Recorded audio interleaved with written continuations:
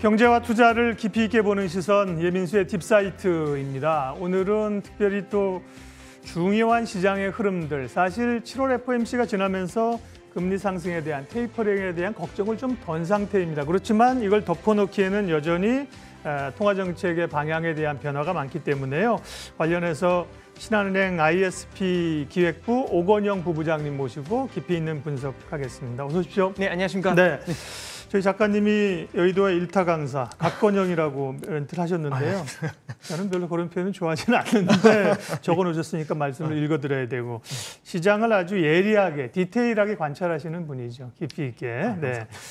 그러게요. 사실은 투자자에게 있어서 금리라고 하는 거는 굉장히 중요한 거죠. 네, 그렇죠. 예, 그러니까 그 월가의 그루들이나 다 투자자들을 보면 사실 금리를 잘 봐야 된다. 하나만 보라면 금리만 보겠다고 얘기하는데 7월 FOMC에 살짝 걱정을 했었는데 무난하게 넘어갔습니다. 네. 이제 8월 잭슨홀 미팅, 네. 8월 26일부터 8일인가까지 네, 있고요. 그렇습니다. 네, 그다음에 9월 FOMC. 네. 테이퍼링에 대한 논의는 어떻게 돼가고 있는 겁니까? 지금? 이번에 이제 간단하게 네. 7월 FOMC 간단한 리뷰만 예. 좀 말씀을 드리면, 이 테이퍼링에 대해서도 과거에 비해서 이제 결국에는 지금의 테이퍼링과 과거의 테이퍼링 중에서 가장 다른 부분은 한번 해봤다라는 거거든요. 한번 해봤다라는 거는 매뉴얼이 있다는 얘기예요. 근데 이제 매뉴얼을 겪어보니까 이런 거죠. 2013년에 테이퍼링을 할 때는 두 가지 스텝을 가져갔습니다. 네. 첫 번째는 테이퍼링을 바로 시작하는 게 아니라 테이퍼링을 시작하기 전에 선언을 먼저 하는 거죠. 네. 그래서 테이퍼링을 선언한 다음에 상당 기간 이후부터는 테이퍼링을 시작할 거야. 이렇게 선언을 하고 예고 기간을 시행하는 거죠. 그렇죠. 예. 예. 그래서 참고로 말씀드리면 13년도 5월에 선언을 했고 스타트는 14년도 1월부터 스타트가 되는 그런 구조였습니다. 네. 그래서 이번에 이제 시장은 마찬가지로 그런 투 스텝으로 갈 것이다라고 생각을 했는데 네. 이번에는 원 스텝이 늘었죠. 어떤 스텝이 늘었냐면 조금 이제 말씀으로 드려도 제가 말씀드리기도 좀 웃기긴 한데 네. 테이퍼링에 대해서 논의한다는 것까지 넣기 시작을 해요. 네. 그러니까 테이퍼링 시행, 테이퍼링에 대한 선언 이전에 테이퍼링에 대한 논의 단계까지 넣는 거죠. 그래서 요번에 이제 파월 의장이 이제 했던 얘기 중에 되게 중요한 포인트가 뭐가 나오냐면, 테이퍼링에 대해서는 어떻게 얘기가 되고 있습니까?라고 하니까 테이퍼링에 대한 선언이 아니라 테이퍼링에 대한 논의에 대해서 퍼스트라는 표현을 써요. 첫 번째로 딥다이브를 해봤다. 그러니까 딥다이브라는 건 한번 깊이 들어갔다 나왔다는 얘기죠. 그래서 회의 자체에서 테이퍼링에 대한 첫 번째로 깊이 있는 대화를 나누었다, 이 얘기를 하는 거죠. 네. 그래서 논의가 되는 게 이번에 논의가 시행이 됐고요. 그런 다음에 이후에는 선언을 준비하게 될 거고, 네. 그 다음에 시행의 세 단계인데 그 첫 단계가 이번에 시작이 됐다라고 한 게 이번에 첫 번째 이제 포인트가 됐습니다. 그래서 네. 이제 테이퍼링에 대해서 이제 이렇게 좀 말씀을 좀 왜 드렸는데, 이렇게 조심스럽게 가는 거죠? 근데 이전보다 더 베이비 스텝으로 이렇게 가는 이유는요? 예, 이게 이제 핵심이 네. 되는 게 네. 뭐냐면, 사실은 테이퍼링 자체도 이렇게 보실 필요가 있어요. 첫 번째 양적 완화를 했었을 때는 네. 2009년도 3월부터 2010년도 4월까지 했거든요. 그런 다음에 이거를 뚝 끊어버렸죠. 그러니까 월간으로 한 850달러씩 주던 걸 딱 줄여버린 거예요. 한꺼번에 0으로 바꿨죠. 그랬더니 2010년도 5, 6월에 유럽 재정위기가 터집니다. 그러니까 이제 이게 문제가 생기니까 예. 2차 양적 완화를 11년도 이제 2010년도 11월부터 11년도 6월까지 진행을 했죠. 그런 다음에 또 뚝 끊었어요. 그랬더니 11년도 8월에 미국 부채 한도 문제가 생기고 또 유럽 재정 위기 시즌 2가 시작이 된 겁니다. 또 한 번 흔들리니까 3차 양적 완화를 했는데 3차 양적 완화가 12년도 9월부터 시작이 됐거든요. 네. 근데 그게 시작된 다음에는 뚝 끊는 게 아니라 조금씩 줄이자라고 이렇게 얘기를 한 거죠. 그러니까 그만큼 이게 이제 긴장이 된다라고 시장에서 판단을 한 겁니다. 근데 이번에는 그때보다 부채가 훨씬 더 크게 늘어났죠. 예. 그리고 이 바이러스라는 팬데믹이라는 게 참 예측하기가 어려운 불확실성의 영역이 있지 않습니까? 지금도 계속 잡히지 않았죠. 그렇습니다. 예. 그러니까 델타 변이라는 것들도 그렇고 우리가 예측할 수 없는 부분이 있는 것처럼 중앙은행도 너무나 조심스러운 부분이 있죠. 그러다 보니까 스텝을 하나씩 추가하면서 가는 이제 그런 모습들을 보여주면서 시장에 최소한으로 충격을 주고 싶은 그런 의도로 계속해서 보쳐주는 겁니다. 그래서 네. 요런 거 할 거야, 요런 거 할 거야를 살살 암시하면서 시장의 반응들을 계속해서 모니터링하는 그런 과정을 앞에 계속 두고 있는 거죠. 네. 좀 뜬금없는 얘기 같습니다만 첫사랑에 실패하는 이유가 뭐냐? 경험이 없어서랍니다. 그러니까 시장에 대해 경험이 생기니까 그죠? 굉장히 조심스럽게 이렇게 주는 시장에 대해서 소통하려고 하고 충격을 줄이려고 하는 노력은 좋게 보입니다. 네. 당장 이제 많은 분들이 잭슨홀 미팅이 네. 뭔가 좀 그래도 분기점이 될 거라는 얘기들을 하고 있는데 우리 중앙은행 글로벌 중앙은행장들의 회의잖아요. 네, 그렇습니다. 원래는. 근데 보통은 이렇게 여름철에 만나면 그냥 덕담하고 이러는 건데 여기는 그렇게 매번 모일 때마다 좀 심도 있게 논의를 하나 보죠. 네, 그렇습니다. 예. 이제 그 2005년도에는 뭐 라구람 라잔 같은 분들이 나와가지고 예. 금융위기에 대한 경고를 던진 적도 있고요. 방금 전에 말씀드렸던 2차 양적 완화를 할 때 2010년도 잭슨홀 회의에서는 버냉키 전 FRB 의장이 나와가지고 페드 의장이 2차 양적 완화에 대한 예고를 한 적이 있습니다. 네. 그리고 가장 가까운 시기에는 지난해였죠. 지난해 8월에 있었던 잭슨홀 연설에서는 파월 의장이 이제 평균 물가 목표제라는 역사적인 전환에 대한 가이드라인을 제시를 했고요. 굉장히 중요한 예, 그렇습니다. 예. 가이드라인을 네. 작년 8월 말에 제시를 하고 그 다음에 9월달 FOMC에 실제 도입을 선언을 하게 됩니다. 그래서 이제 이번에도 그 잭슨홀 연설을 바라보면서 시장에서 보는 건 지난해하고 비슷한 그 평균 물가제를 도입할 때하고 비슷한 스킴이 아니겠느냐. 예. 결국에는 이번 잭슨홀 연설에서 어느 정도 테이퍼링에 대한 좀 더 구체적인 암시를 주고, 왜냐하면 각 미국의 통화 정책이라는 건 미국 일국에만 영향을 주는 게 아니라 달러를 결정하다 보니까 그렇죠. 전 세계에 영향을 주지 않습니까? 예. 그러다 보니까 전 세계 중앙은행이라든지 경제 관련 유력 인사들이 있는 회의에서 같이 이제 그 공유를 하고 그런 다음에 거기에 대한 실제 테이퍼링에 대한 선언이라든지 이런 게 9월이나 11월 FOMC에서 나오게 되는 거 아니냐, 이런 예상들이 이제 컨센서스처럼 나오는 겁니다. 네. 딥사이트 신한은행 오건영 부부장님과 함께 말씀 나누고 있습니다. 말씀 그렇게 사실은 어려운 얘기, 딱딱한 얘기 듣다 보면 금리가 어떻고 단어도 뭐 테이퍼링 우리가 들어보지도 못한 단어들 거기다 평균 물가 목표제 그런 딱딱한 얘기인데 얘기를 너무 재밌게 하셔가지고 쫙 빨려 들어가게 하는 그런 얘기를 하고 계십니다. 사실은 조금 편안하게 오늘 얘기할 수 있어요. 만약에 뭐 FOMC에서 긴장감이 7월에 있었고 금리가 막 급등하고 이러면 우리가 긴장감을 얘기할 텐데 조금 편안하게 얘기를 하고 있습니다. 예, 잭슨홀 미팅 어쨌든 주목해서 보고 있고요. 제롬 파월의 임기가 이제 얼마 남지 않아서 연임을 할 것이냐에 대한 그런 생각들이 있고요.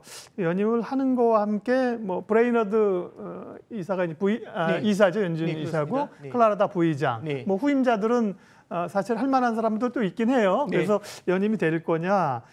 그랬을 때 이제 연임 혹은 바뀌었을 때 연준의 그 기조 자체가 어떻게 될 것이냐를 궁금하는데 그 부분은 어떻게 보세요? 일단 뭐 조금 구체적으로 말씀을 드리면 파월 의장뿐만 아니라 부의장 두 분이 마찬가지로 다 이제 임기가 만료가 됩니다. 아, 그렇군요. 첫 번째로 임기가 만료되는 분이 랜드 콜스라는 분이 계세요. 예. 그분이 이제 금융 규제에 대한 것들을 이제 관할을 하시는 저희는 그런 잘 역할을 하시죠. 못 듣던 이름이네요. 네, 그렇습니다. 네. 그리고 두 번째가 클라리다 부의장 네. 방금 전에 말씀하셨고요. 그 다음에 제롬 파월 의장이 이제 내년 2월에 이제 만기가 되는데 네. 일단 올해 10월인가 11월인가에 이제 11월일 겁니다. 랜드퀄스 부의장이 먼저 만기가 되는데요. 여기에 대해서는 이분이 연임을 할 거라는 예상은 별로 없어요. 거의 이제 임기가 끝날 것이다라고 얘기를 네. 하고 있고요. 가장 큰 이유는 뭐냐면 현재 민주당 의회에서도 상원에서도 이제 이분에 대해서 평가를 하는 것 중에 하나가 금융 규제의 완화를 너무 방만하게 해준 것 같다라는 그런 평가를 많이 받아요. 아시겠지만은 미국의 이제 상원에 보면은 엘리자베스 워런처럼 이제 조금 약간 금융 규제에 대해서 강경한 분들이 좀 계시잖아요. 있죠. 예. 그런 분들이 이제 전체적으로 샌더스도 그렇고 네, 워런도 그렇습니다. 그렇고, 예. 이런 분들이 결국에는 금융 규제에 대한 강화를 얘기하고 있고 최근에 자산 시장이 좀 이렇게 버블버블하는 모습들을 보면서 네. 이제 금융 규제를 너무 방만하게 해주는 것 아니냐, 여기에 대한 불만을 제기하면서 이제 랜드콜스 부의장이 조금 이제 어려워질 것 같다, 예. 이 얘기가 나오고요.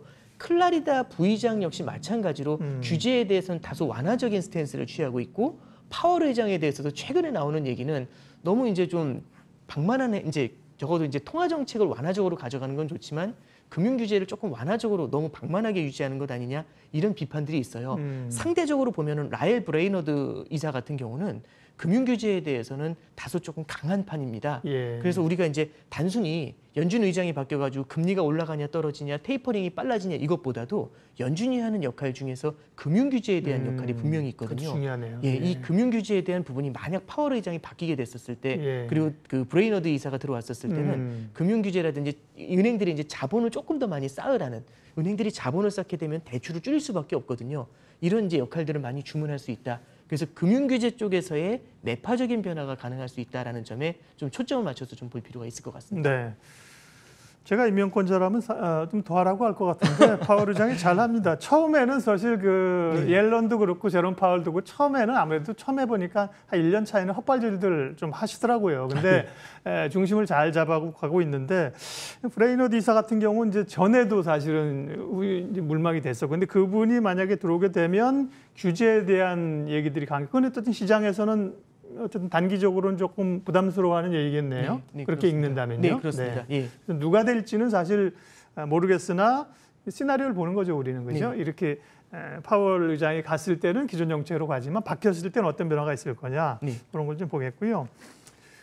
미국 연준은 그렇고요. ECB는 어떻습니까? ECB가 사실은 미국 같은 경우는 슬슬 풀어들인 돈을 좀 네. 줄이려고 하고 네. 테이퍼링 얘기하고 그렇지만 미국이 그렇게 가도 유럽은 뭐 돈 줄이고 그럴 여력이 좀 없지 않겠느냐 뭐 이런 얘기들도 시장에서 하는데. 예, 이번에 이제 22에서 네. 역사적인 마찬가지 요즘 이제 역사적이라는 단어가 너무 자주 네. 나오는데 역사적인 통화 정책의 변화를 가져가게 되고요. 네. 18년 만에 통화 정책의 기조를 변경을 하게 됩니다. 어떻게 변경하냐면 예전에는 2%의 물가 상승 목표를 놓고 물가 상승 목표치에 물가가 다가왔었을 때는 선제적으로 금리를 인상하거나 선제적으로 긴축을 하는 그런 정책을 썼었죠. 네. 그래서 인플레이션 2%의 타겟 목표제를 썼는데요. 요번에 이제 변화를 어떻게 주냐면 네. 대칭적 물가 목표제라는 걸 도입을 하게 돼요. 네. 대칭적 물가 목표제는 이제 어떤 거냐면 예전에는 물가가 올라온다라고 하면은 그 물가 상승세를 두려워했기 때문에 선제적으로 물가가 올라오는 걸 때려잡았잖아요. 대칭적 물가 목표는 얘기하는 건 이런 겁니다. 물가가 오른 만큼 물가가 이게 2%보다 물가가 오른 것에 대해서 중앙은행은 스트레스를 받을 수밖에 없지 않습니까? 오른 것만큼 스트레스를 받는데 그만큼 똑같이 2% 물가 목표에 못 미치는 것도 스트레스를 받을 것이다라고 얘기를 해주는 거예요. 네. 그러니까 이 얘기는 뭐냐면 2%를 넘는 것도 걱정이지만 2% 물가 목표에 못 미치는 것도 걱정이야. 아하. 동일한 걱정이야. 이 얘기를 하는 거죠. 인플레이션뿐만 아니라 디플레이션도 같은 크기로 걱정을 해줄 것이다라고 이렇게 선언을 해준 겁니다.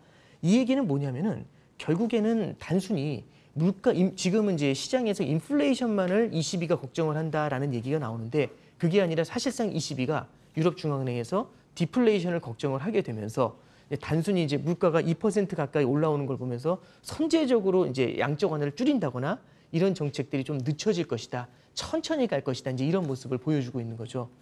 이제 이렇게 이제 ECB가 이제 변경을 하게 된 계기는 이제 두 가지라고 보고 있습니다.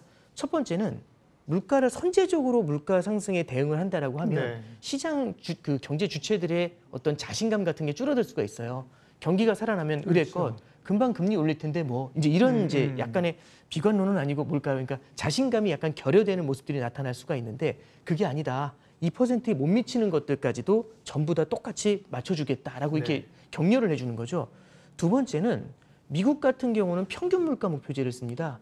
그래서 물가가 2% 물가 목표에 못 미쳤던 기간만큼 2% 위에서 물가가 웃도는 것들도 용인을 해준다라고 얘기하고 있는데 ECB 같은 경우는 전혀 반대로 오히려 인플레이션만 걱정을 하게 되잖아요. 네. 그럼 ECB 같은 경우는 좀 선제적으로 긴축을 할 것 같아 이런 얘기들을 이제 시장에서 하게 되는 거죠. 그러면 물가가 똑같이 올라가더라도 연준은 조금 더 기다리고 유럽중앙은행 같은 경우는 바로 긴축을 하게 되면 환율에 영향을 주게 됩니다. 연준 같은 경우는 돈을 뿌리고 있는데 ECB 같은 경우는 바로 돈을 회수를 해버리잖아요. 그럼 유로화가 강세로 가게 되죠. 그렇죠. 이러면 경제 이제 부담이 되고. 그렇습니다. 예. 내수가 어려운 상태에서 유로화 강세로 인해서 수출까지 어려워지니까 이런 부분들에 대해서 생기는 악유를 갖다 해소하기 위해서 일정 수준은 이제 대칭적 물가 목표로 변환을 했다. 이렇게 좀 해석할 수 있을 것 같습니다. 예, 중요한 역사적이라는 표현을 부부장님 많이 쓰셨는데요. 예, 평균 물가 목표제라는 거를 미국은 꺼내 들어서 단기적으로 과속해도 과속 단속 카메라에 안 잡고 요즘 구간 단속 있지 않습니까? 그죠? 구간 단속으로 쭉 해서 하면 괜찮아. 이렇게 얘기를 한 거고요. 유럽은 자존심이 있으니까 똑같은 단어 안 쓰고 대칭적 물가 목표제. 어쨌든 조금 더 완화 기조나 시장 선제적으로 시장 충격을 주지는 않겠다는 의미인 거잖아요. 네, 그런 부분으로 해석하는 게 맞습니다. 네. 유럽에 가면 커피숍 가도 아메리카노가 없답니다. 그럼 미국 가서 먹고 우리는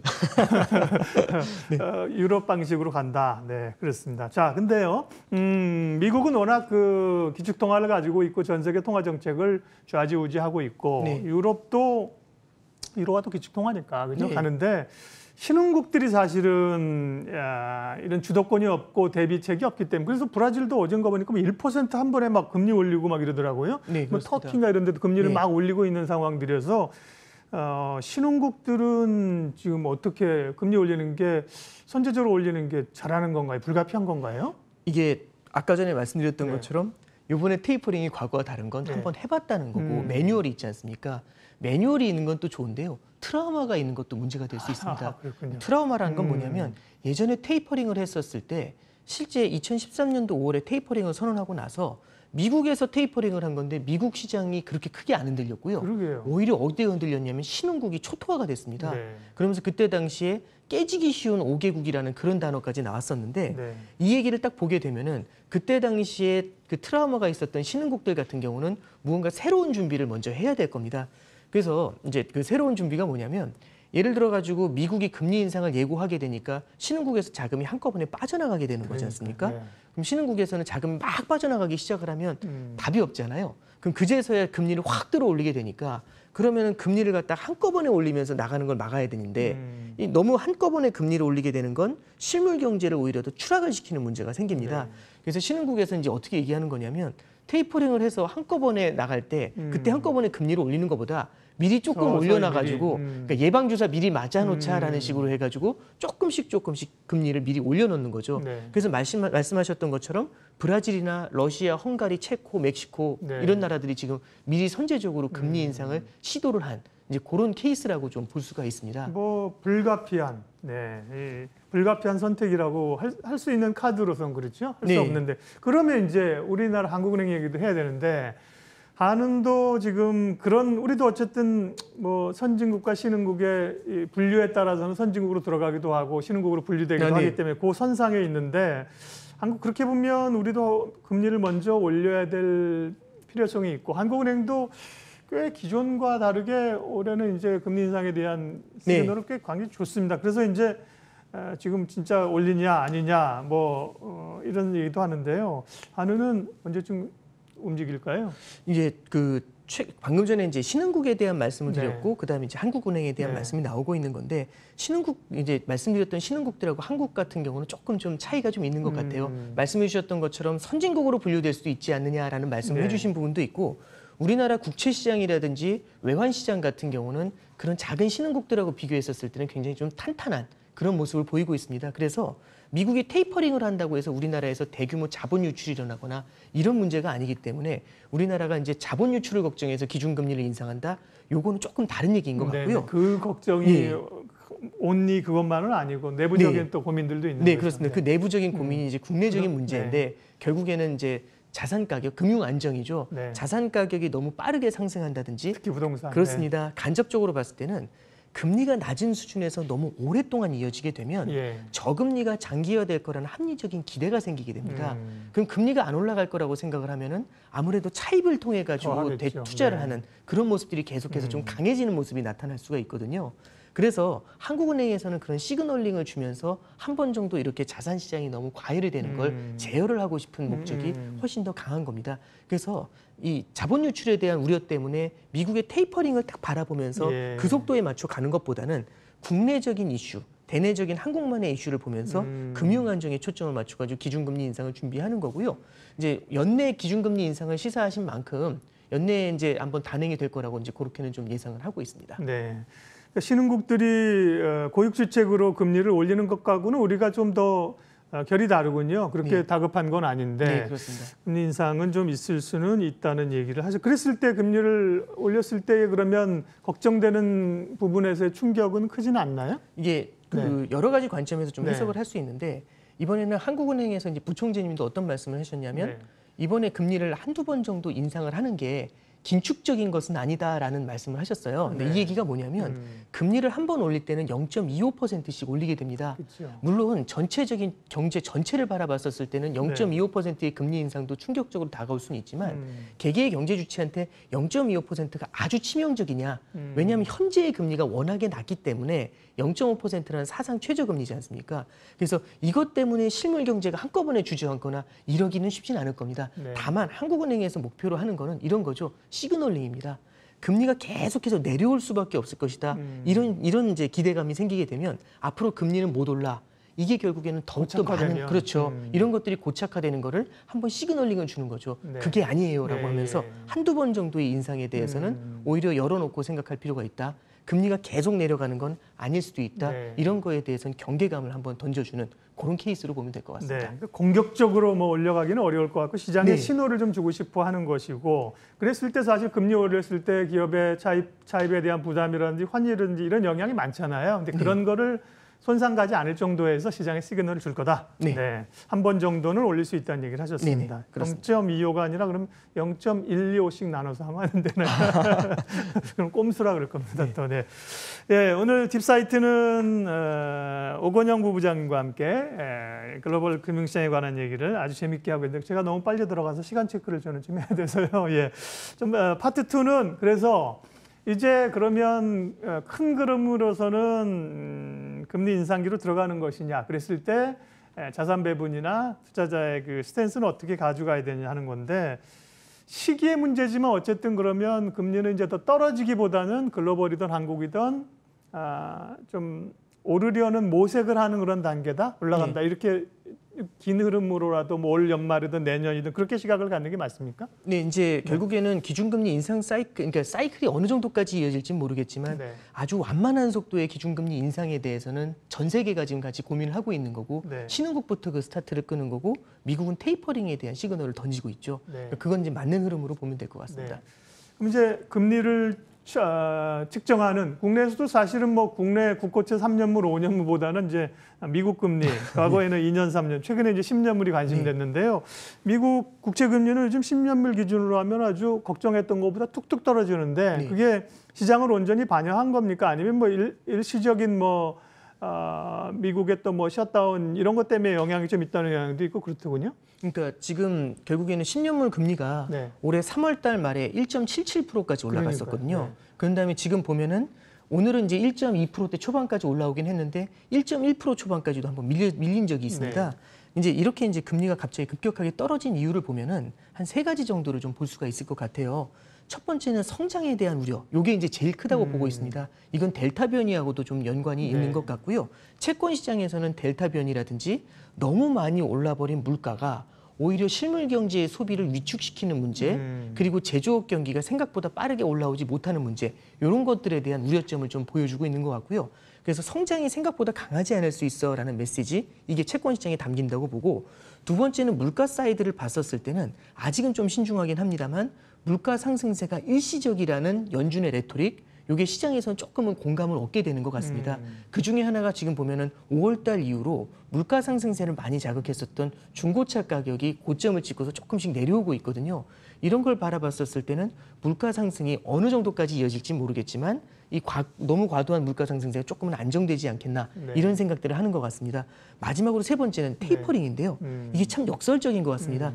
테이퍼링이라는 건 국채 시장의 자금의 공급을 갖다가 조금씩 줄여나가는 거거든요. 네. 이거는 기본적으로는 금리의 상승 요인이 됩니다. 근데 문제는 뭐냐면 성장이 생각보다 강하지 않을 때, 이럴 때 만약에 테이퍼링을 시작하게 되면은 성장이 조금 더 크게 주저앉을 수 있지 않아? 이제 이런 걱정들을 하게 되는 거죠. 그래서 테이퍼링이라는 것들이 역설적으로 시장에는 조금씩 걱정, 실물 경제가 주저앉을 것이라는 그런 걱정을 갖다 자극하는 면이 있습니다. 그러다 보니까 이런 미래의 것들을 반영을 하면서 국채 금리가 좀 많이 내려와 있는데요.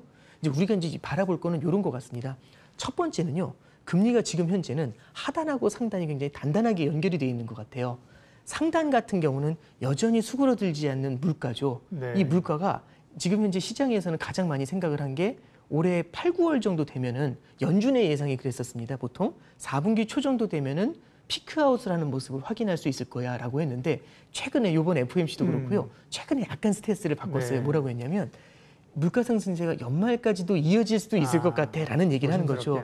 예, 그러면 시장이 예상했던 것보다 물가 상승세가 길어진다는 얘기는 어쩌면은 물가 상승세가 이제 둔화될 거라고 생각을 해서 미리 내려왔었던 금리를 밀어 올리는 요인이 될 수 있죠.